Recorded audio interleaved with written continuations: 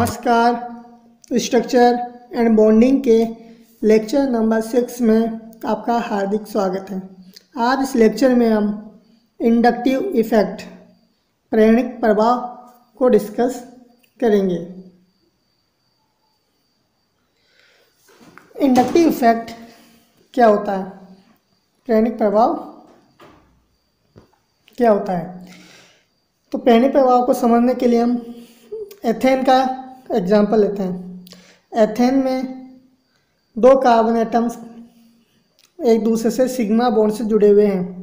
Clear, single bond है यहाँ पर। तो दोनों कार्बन एटम्स की इलेक्ट्रॉन नेगेटिविटी सेम होने के कारण इस बॉन्ड में दोनों के द्वारा शेयर इलेक्ट्रॉन्स बीच में रहते हैं। क्लियर, तो यह कैसा होगा, नॉन पोलर। लेकिन अगर हम इस एथेन में एक हाइड्रोजन के स्थान पर एक क्लोरीन को जोड़ दें, क्लियर, तो हमें क्या प्राप्त होता है, क्लोरो एथेन। अब क्लोरो एथेन में इस क्लोरीन की इलेक्ट्रॉन नेगेटिविटी, विद्युत ऋणता इस कार्बन से ज़्यादा होने के कारण ये कार्बन और क्लोरीन के सिग्मा इलेक्ट्रॉन्स, इस बॉन्ड के सिग्मा इलेक्ट्रॉन्स किधर डिस्प्लेस होंगे, क्लोरीन की तरफ।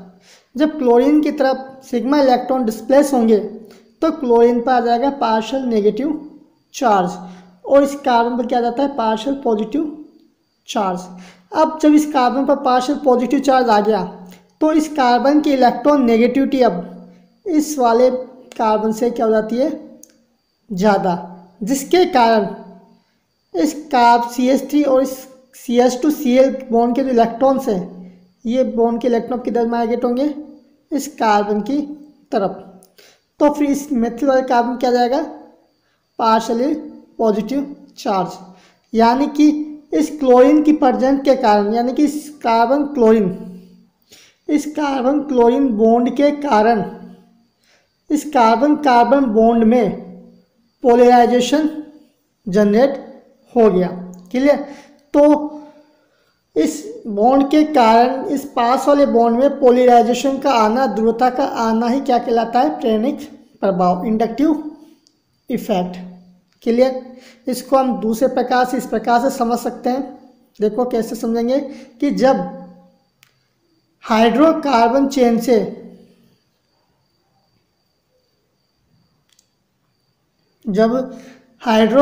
से कोई ऐसा ग्रुप या एटम इस कार्बन से जुड़ जाए, अटैच हो जाए, जिसकी विद्युत ऋणता इस कार्बन से अलग हो, डिफरेंट हो, ज़्यादा भी हो सकती है और या कम भी हो सकती है, तो इस बॉन्ड्स के सिग्मा इलेक्ट्रॉन्स का डिस्प्लेसमेंट होता है। इसी को हम क्या बोलते हैं, प्रेरणिक प्रभाव। It is a permanent electronic effect. जो प्रेरणिक प्रभाव है, इंडक्टिव इफेक्ट है, यह स्थायी इलेक्ट्रॉनिक इफेक्ट होता है। It is a permanent electronic displacement of sigma electrons along the carbon chain when an atom or group of atoms having different electron negativity than the carbon atom is attached with this chain। Clear, आगे देखते हैं। This type of effect is arising because of difference in electron negativity। जो inductive effect है वह किस पर depend कर रहा है, इलेक्ट्रॉन नेगेटिविटी में डिफरेंस के कारण अराइज होता है। क्लियर, एक चीज़ और ध्यान रखना कि कार्बन और हाइड्रोजन के बीच में कोई इंडक्टिव इफेक्ट नहीं होता। There is no inductive effect in between carbon and hydrogen. अब हम एग्जांपल लेते हैं, वही अपनी हाइड्रोकार्बन चेन है और इससे जेड जुड़ा हुआ है। अगर मैं इसमें देखो जेड की इलेक्ट्रॉन नेगेटिविटी अगर कार्बन से ज़्यादा हो तो इस कार्बन और जेड के बॉन्ड के सिग्मा इलेक्ट्रॉन किधर डिस्प्लेस होंगे, इस जेड की तरफ।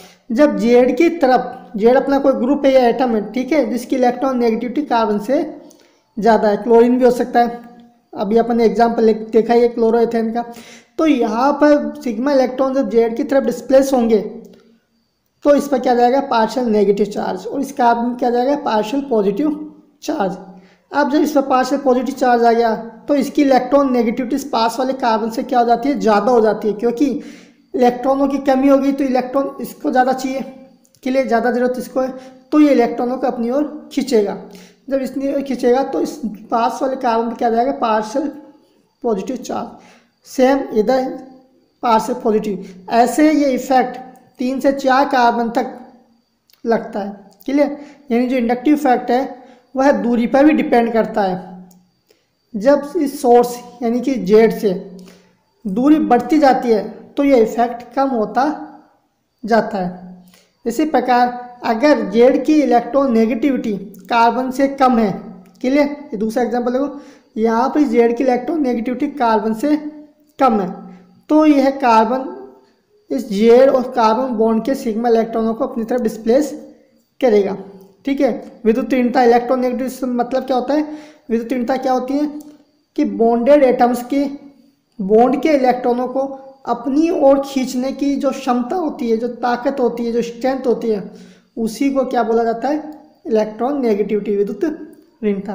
तो यहाँ पर कार्बन की इलेक्ट्रॉन नेगेटिव ज़्यादा है तो बॉन्ड के सिग्मा इलेक्ट्रॉन किधर डिस्प्लेस होंगे, कार्बन की तरफ। तो कार्बन क्या जाएगा, पार्शियल नेगेटिव चार्ज। क्लियर?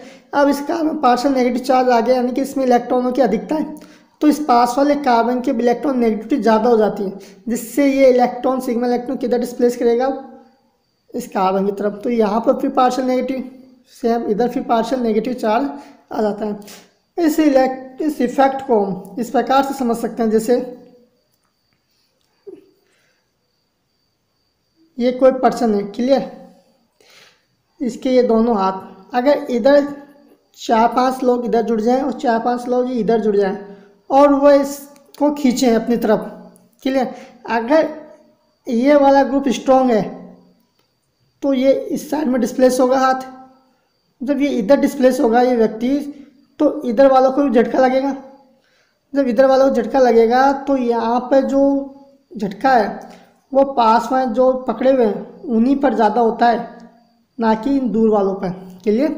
जैसे रस्सा कस्सी में हम रस्सा खींचते हैं तो जो स्ट्रॉन्ग होता है ग्रुप वो रस्सी को अपनी तरफ खींचता है तो अपोजिट साइड के 2-3 व्यक्ति ही नीचे गिरते हैं, उससे लास्ट में जो जुड़े हुए हैं उन पर उसका कम या फिर इफेक्ट होता है। क्लियर?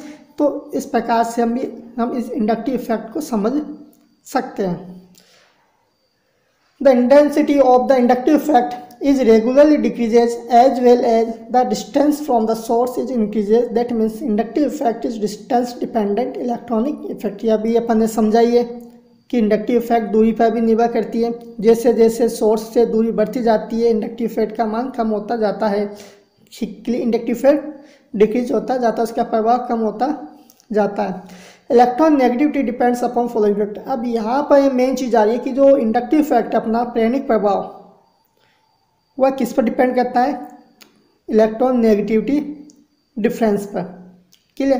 तो इलेक्ट्रॉन नेगेटिविटी किस किस पर डिपेंड करती है उसको भी समझना बहुत ज़रूरी है। तो यहाँ देखिए आप, इलेक्ट्रॉन नेगेटिविटी, EN का मतलब है इलेक्ट्रॉन नेगेटिविटी जिन फैक्टर्स पर डिपेंड करती है वो है सबसे पहला नेचर ऑफ एलिमेंट।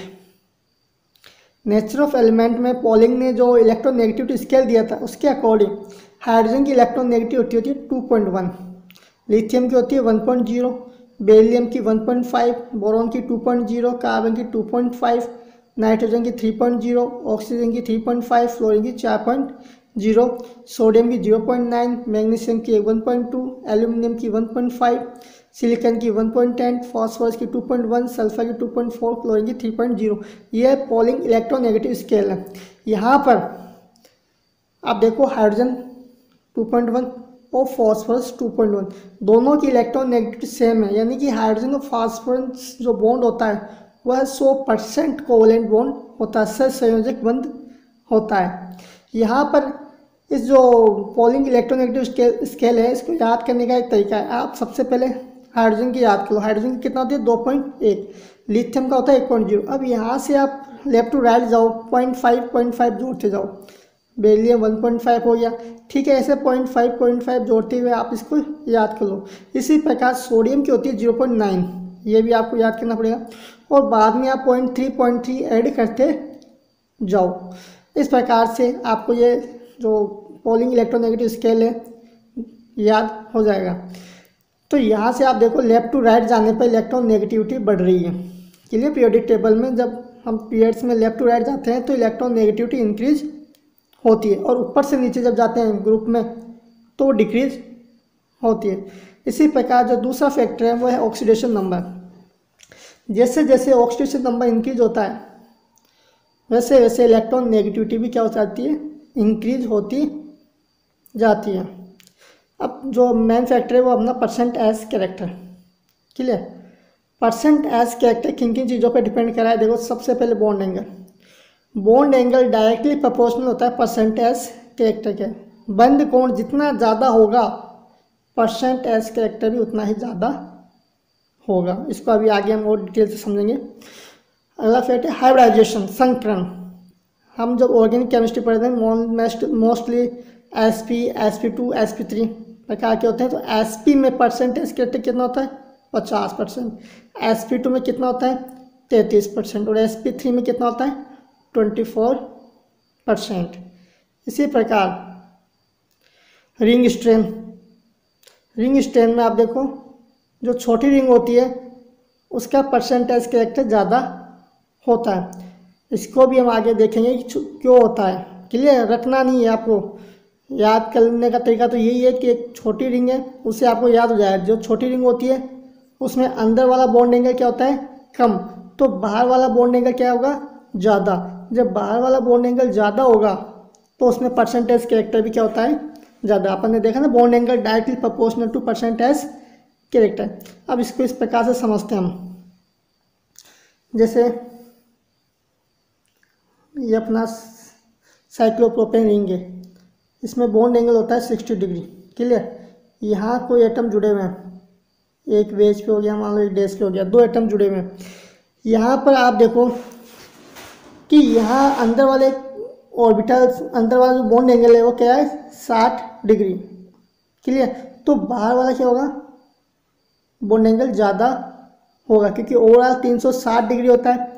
तो अंदर वाले जो ये ऑर्बिटल्स, ये वाले ऑर्बिटल हैं, इनमें परसेंट पी कैरेक्टर ज़्यादा होता है। और जो बाहर वाले ऑर्बिटल्स हैं, चूँकि बॉन्ड एंगल ज़्यादा है तो परसेंटेज कैरेक्टर उसका ज़्यादा होगा, तो ये ऑर्बिटल क्या हो जाएगा मोटा और छोटा हो जाता है। मोटा और छोटा हो जाता है तो यहाँ पर बॉन्ड एंगल इंक्रीज होता है। अब एक चीज़ देखो आप, ये जब बाहर वाला बॉन्ड एंगल मोटा और छोटा हो गया, क्लियर, यहाँ पर मान लो हाइड्रोजन जुड़ा हुआ है, जब ये हाइड्रोजन निकलेगा तो यहाँ पर नेगेटिव चार्ज आएगा। यह है नेगेटिव चार्ज इस कार्बन, क्योंकि इसका परसेंटेज कैरेक्टर ज़्यादा है तो इसका इलेक्ट्रॉन नेगेटिविटी भी ज़्यादा होगी, तो यह ज़्यादा नाभिक के इस कार्बन के न्यूक्लियस के ज़्यादा पास में होता है। यहाँ पर अगर मैं इसे कंपेयर करूँ, क्लियर, यहाँ पर 60, यहाँ पर 90, तो इस वाले साइक्लोब्यूटेन में अंदर वाला बॉन्ड एंगल इस साइक्लोप्रोपेन से क्या है ज़्यादा, तो बाहर वाला बॉन्ड एंगल क्या होगा कम।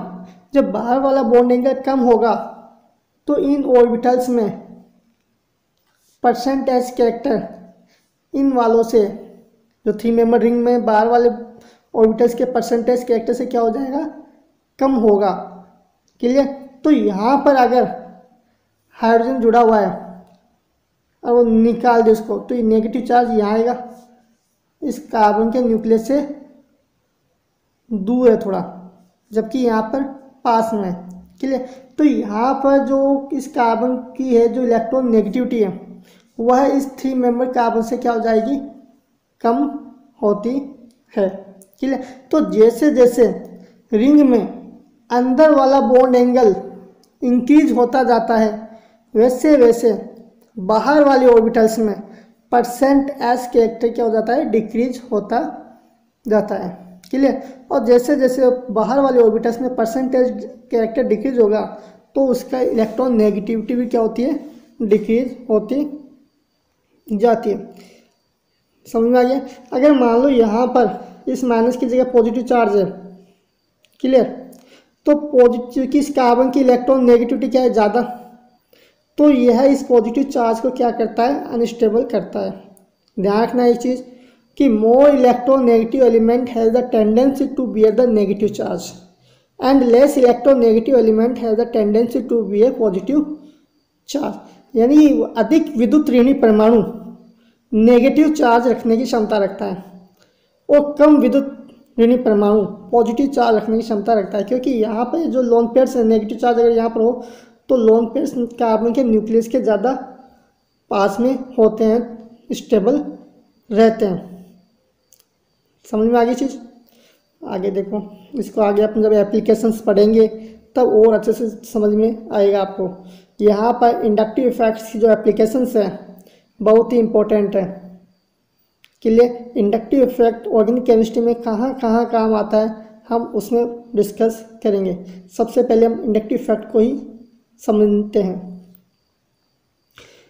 अब बात करते हैं हम प्रेडिक्शन ऑफ इंडक्टिव इफेक्ट, यानी कि जो ग्रुप्स जुड़े होंगे उनका सिग्मा इलेक्ट्रॉनों को अपनी तरफ खींचते हैं या अपने से दूर डिस्प्लेस करते हैं, उनका इफेक्ट कैसे होता है वो हम समझने की कोशिश करते हैं। क्लियर? तो यहाँ तक देखो आप,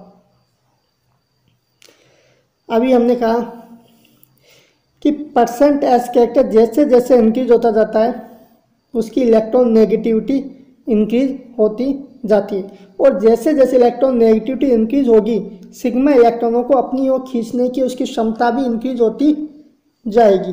क्लियर? तो यहाँ पर ये देखो फर्स्ट वाले एग्जांपल में इस बेंजीन से जुड़ा हुआ CH3 और NO2। इस CH3 का क्या लगता है, वो CH3 में जो कार्बन है उसका संकरण क्या है, sp3, और इस बेंजीन वाले कार्बन का संकरण क्या है, sp2। sp2 का परसेंट एस कैरेक्टर ज़्यादा होता है sp3 से, तो ये वाला कार्बन की इलेक्ट्रॉन नेगेटिविटी ज़्यादा होगी इस वाले कार्बन से, CH3 वाले कार्बन से। तो इस कार्बन और इस कार्बन की सिग्मा इलेक्ट्रॉन से किधर डिस्प्लेस होंगे, बेंजीन की तरफ। क्लियर? इसी प्रकार यहाँ पर NO2 देखो, NO2 का क्या लगता है, माइनस आई इफेक्ट। अभी अपन जब माइनस आई इफेक्ट का जो टेबल देखेंगे उसमें भी आपको पता लग जाएगा कि NO2 का माइनस आई इफेक्ट बेंजीन से ज़्यादा होता है। क्लियर? देखो कार्बन और नाइट्रोजन दोनों का sp2 संकरण है, लेकिन नाइट्रोजन की इलेक्ट्रॉन नेगेटिविटी कार्बन से क्या होती है, ज़्यादा, इसलिए सिग्मा इलेक्ट्रॉन किधर माइग्रेट करेंगे, किधर डिस्प्लेस करेंगे, NO2 की तरफ। इसी प्रकार यहाँ पर देखो आप इस वाले एग्जाम्पल में, यहाँ पर कार्बन ट्रिपल बॉन्ड कार्बन वाले जो कार्बन से है उसका संकरण क्या है, sp में परसेंट एस कैरेक्टर कितना होता है, 50%। इस CH3 वाले में कार्बन का संकरण क्या है, sp3, तो इससे तो इस कार्बन का ज़्यादा हो गया, sp से कम हो गया इसका, तो यहाँ पर ये इलेक्ट्रॉन कितना माइग्रेट करेंगे, sp वाले कार्बन की तरफ। अब यहाँ पर जो sp वाला कार्बन है उसका इंडक्टिव इफेक्ट, उसका माइनस आई इफेक्ट, उसकी इलेक्ट्रॉन नेगेटिविटी इस sp3 वाले नाइट्रोजन से भी ज़्यादा होती है, ध्यान रखना। तो यहाँ से इस बॉन्ड के इलेक्ट्रॉन सिग्मा इलेक्ट्रॉन किधर जाएंगे, कार्बन की तरफ। यहाँ आप ये चेक मत कर लेना कि नाइट्रोजन की इलेक्ट्रॉन नेगेटिविटी कार्बन से ज़्यादा होती है तो वो इलेक्ट्रॉन सिग्मा इलेक्ट्रॉन नाइट्रोजन की तरफ जाएंगे। ध्यान रखना कि sp3 वाले नाइट्रोजन से sp वाले कार्बन की इलेक्ट्रॉन नेगेटिविटी ज़्यादा होती है। अब हमने अभी देखा कि छोटी रिंग का माइनस आई इफेक्ट ज़्यादा होता है बड़ी रिंग से, तो सिग्मा इलेक्ट्रॉन किधर जाएंगे, इधर। क्यों? क्योंकि यहाँ पर बॉन्ड होता है छोटा, उसमें परसेंट एस कैरेक्टर ज़्यादा होते हैं, तो इसलिए बॉन्डिंग इलेक्ट्रॉन ज़्यादा पास में होते हैं छोटी वाली रिंग के। क्लियर? तो यहाँ पर इलेक्ट्रॉन का माइग्रेशन किधर होगा, छोटी रिंग की तरफ, इधर भी किधर होगा, छोटी रिंग की तरफ। और यहाँ पर sp वाले कार्बन और ये sp2 वाला कार्बन, तो sp वाले कार्बन का इलेक्ट्रॉन नेगेटिविटी ज़्यादा होती है, तो इलेक्ट्रॉन किधर माइग्रेट करेंगे, इस कार्बन की तरफ। तो इस प्रकार से हम इंडक्टिव इफेक्ट की डायरेक्शन का पता लगा सकते हैं। अब बात करते हैं हम types of inductive effect. Inductive effects दो प्रकार का होता है, एक तो प्लस आई और एक minus I.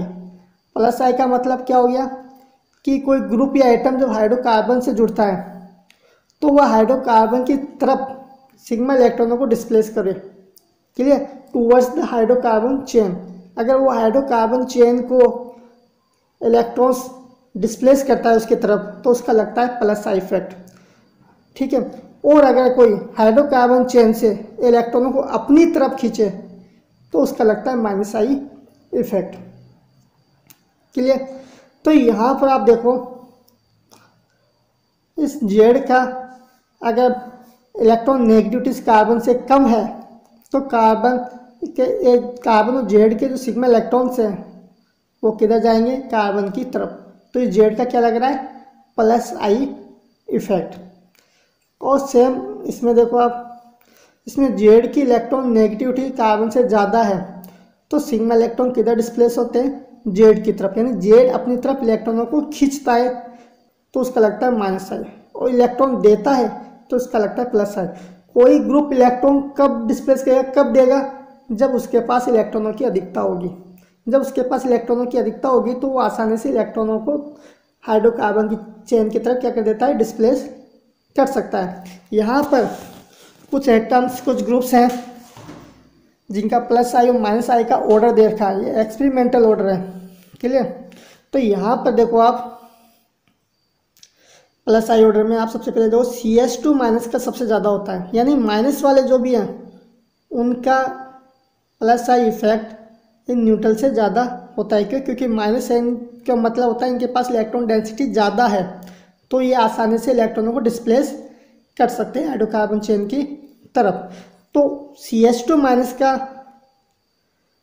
Plus I effect सबसे ज़्यादा, फिर NH माइनस का, फिर O माइनस का, फिर CO माइनस का।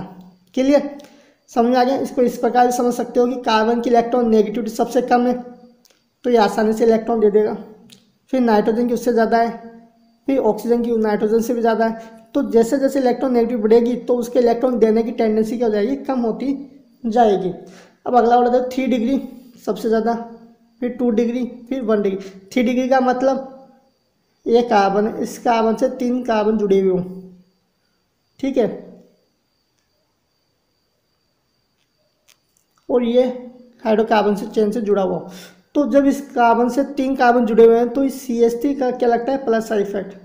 प्लस आई इफेक्ट लगने के कारण ये तीनों मैथिल ग्रुप, ये तीनों जो एल्किल ग्रुप हैं, एल्किल ग्रुप भी हो सकता है, तीनों एल्किल ग्रुप का इलेक्ट्रॉन डेंसिटी इस कार्बन की तरफ बढ़ाते हैं। जब इस कार्बन की तरफ इलेक्ट्रॉन डेंसिटी बढ़ेगी तो यहाँ से ये सिग्मा इलेक्ट्रॉन आसानी से हाइड्रोकार्बन चेन की तरफ डिस्प्लेस हो जाएंगे।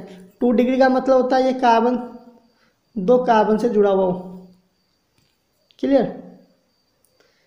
जब ये 2 कार्बन से जुड़ा होगा तो इनका भी प्लस आई लगता है, लेकिन यहाँ पर 3 एटम्स का, 3 कार्बन का प्लस आई लग रहा है, जबकि यहाँ पर 2 का लग रहा है, इसलिए इसका इंडक्टिव इफेक्ट 3 से कम होगा प्लस आई इफेक्ट। और 1 डिग्री में चूंकि एक ही कार्बन से जुड़ा होता है तो उसमें और भी कम होगा। तो 3 डिग्री सबसे ज़्यादा, फिर 2 डिग्री और फिर 1 डिग्री। अब एक CT3 और CT3 का ज़्यादा होता है CD3 से, और CD3 का ज़्यादा होता है CH3। टी क्या है यहाँ, ट्रीटियम, डी ड्यूटेरियम, ये हाइड्रोजन के आइसोटोप्स हैं। जितना हैवी आइसोटोप होगा उसका प्लस का इफेक्ट उतना ही ज़्यादा होगा। तो TDH ये एक्सपेरिमेंटल ऑर्डर है, आपको जैसे जैसे प्रैक्टिस करोगे वैसे वैसे आपको ये याद हो जाएंगे। क्लियर। तो ये बात होगी प्लस आई इफेक्ट के ऑर्डर की। अब बात करते हैं minus I effect order. Minus I का मतलब इलेक्ट्रॉनों को अपनी तरफ खींचना। तो अपनी तरफ कोई कब खींचेगा, जब उसके पास इलेक्ट्रॉनों की कमी होगी या उसकी इलेक्ट्रॉन नेगेटिव ज़्यादा होगी। तो प्लस वालों का माइनस आई इफेक्ट ज़्यादा होता है। तो यहाँ पर देखो आप OF2 प्लस सबसे ज़्यादा, फिर OR2 प्लस, फिर NF3 प्लस, फिर NR3 प्लस, NH3 प्लस, फिर NO2, cyanide, SO2R, CHO, CO, COH, fluorine, chlorine, bromine, iodine, OR, OH, ठीक है, ये एसिटिलीन हो गया, बेंजीन हो गया, ये एल्कीन हो गया, ये हाइड्रोजन का सबसे कम। और भी ग्रुप हो सकते हैं अलग अलग किताबों में, ठीक है। यहाँ पर जैसे जैसे आप पढ़ोगे वैसे वैसे ये याद होता जाएगा। तो यहाँ पर जो मेन है वो है NR3 और NH3 और OR, OH। मेन का मतलब यहाँ पर अपन को कन्फ्यूजन ज़्यादा हो सकता है। क्लियर। मेन से ये मतलब है, यहाँ पर ये नहीं कि इम्पोर्टेंट है, बस इम्पोर्टेंट ये ध्यान रखना है कि आप लोग NR3 को ज़्यादा मत कर, NH3 को ज़्यादा मत कर देना NR3 से, माइनस आई इफेक्ट। क्लियर। क्यों? क्योंकि यहाँ पर NR3 में 3 एल्किल ग्रुप जुड़े हुए और एल्किल का क्या लगता है plus I effect. Plus I effect लगेगा तो नाइट्रोजन पर इलेक्ट्रॉन डेंसिटी बढ़ेगी, क्लियर। तो उसका तो प्लस आई इफेक्ट लगना चाहिए, लेकिन इसका माइनस आई इफेक्ट ज़्यादा होता है, क्लियर। ये क्यों होता है हम आगे देखते हैं। देखो सबसे पहले बात करते हैं OR OH में कि OR का ज़्यादा होता है OH से। क्यों? क्योंकि ये देखो ये कोई हाइड्रोकार्बन चेन है, यहाँ पर ये OR है, इसी प्रकार ये हाइड्रोकार्बन चेन है और यहाँ पर क्या जुड़ा हुआ है H। तो यहाँ पर R का प्लस आई इफेक्ट लगता है तो ये इलेक्ट्रॉन डेंसिटी इधर बढ़नी चाहिए, तो ऑक्सीजन पे इलेक्ट्रॉन डेंसिटी बढ़ेगी तो इसका तो लगना चाहिए प्लस आई ज़्यादा, ठीक है। यहाँ इलेक्ट्रॉन डेंसिटी बढ़ेगी तो इसका माइनस आई इफेक्ट कम होना चाहिए, लेकिन OR का माइनस आई इफेक्ट ज़्यादा होता है। तो इसका कारण क्या है, यह स्टेरिक हिंड्रेंस का कारण, इसका जो क्रॉस हो गया,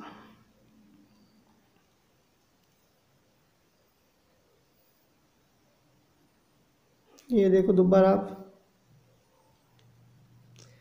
स्टेरिक हिंड्रेंस के कारण यहाँ का बॉन्ड एंगल क्या होता है ज़्यादा। जब बॉन्ड एंगल ज़्यादा होगा तो ये वाले ऑर्बिटल और ये वाले ऑर्बिटल में परसेंटेज कैरेक्टर ज़्यादा होगा। परसेंटेज कैरेक्टर ज़्यादा होगा तो इलेक्ट्रॉन नेगेटिविटी ज़्यादा होती है, अपन पढ़ चुके हैं, क्लियर। लेकिन यहाँ पर हाइड्रोजन जुड़ा हुआ है, यहाँ पर स्टेरिक हिंड्रेंस की कोई बात नहीं है, तो यहाँ बॉन्ड एंगल कम होता है कंपेयर टू ये जब OR होता है, क्लियर। इसी प्रकार NR3 और NH3 में स्टेरिक हिंड्रेंस के कारण, रिपल्सन के कारण वहाँ पर बॉन्ड एंगल ज़्यादा होता है, परसेंटेज कैरेक्टर ज़्यादा होता है NR3 का NH3 की तुलना में।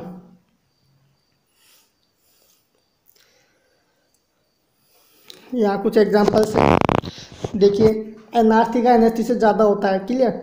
लेकिन जैसे ऊपर से नीचे जाएंगे हम तब पी हाइड्रोजन वाले के जो है उनका ज़्यादा होता जाता है, PH3 का ज़्यादा होता है PR3 से, ASH3 का ज़्यादा होता है SR3 से। इस प्रकार आपको याद रखना है, क्यों? क्योंकि ऊपर से नीचे जाने पर इलेक्ट्रॉन माइनस आई इफेक्ट क्या होता है कम होता जाता है, क्योंकि ऊपर से नीचे जाने पर इंडक्टिव इफेक्ट इलेक्ट्रॉन नेगेटिविटी कम होती जाती है। यहाँ पर एल्काइल ग्रुप्स में स्टेरिक हिंड्रेंस के कारण बॉन्ड एंगल इंक्रीज होता है, परसेंटेज कैरेक्टर इंक्रीज होगा, तो यहाँ पर माइनस आई इफेक्ट ज़्यादा होगा।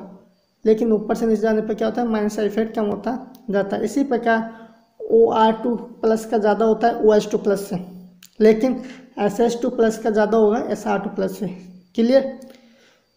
और देखो अब NR3 plus R2NH RNH2 NH3, जैसे जैसे एल्काइल ग्रुप्स कम होते जा रहे हैं नाइट्रोजन से जुड़े हुए, तो वह माइनस आई का ऑर्डर भी क्या होता जा रहा है कम होता जा रहा है। लेकिन जैसे PH3 यहाँ सबसे ज़्यादा होगा, PR3 का सबसे कम होता है। अब साइनाइड में देखो C triple bond N, C double bond N और C सिंगल बॉन्ड N। यहाँ पर SP, यहाँ sp2 और यहाँ पर sp3, तो परसेंटेज कैरेक्टर किसका ज़्यादा है इस वाले का, तो यहाँ पर माइनस आई इफेक्ट किसका लगेगा जिसमें परसेंटेज कैरेक्टर ज़्यादा होता है, क्योंकि परसेंटेज कैरेक्टर ज़्यादा होगा तो इलेक्ट्रॉन नेगेटिविटी ज़्यादा होगी, माइनस आई इफेक्ट ज़्यादा होगा।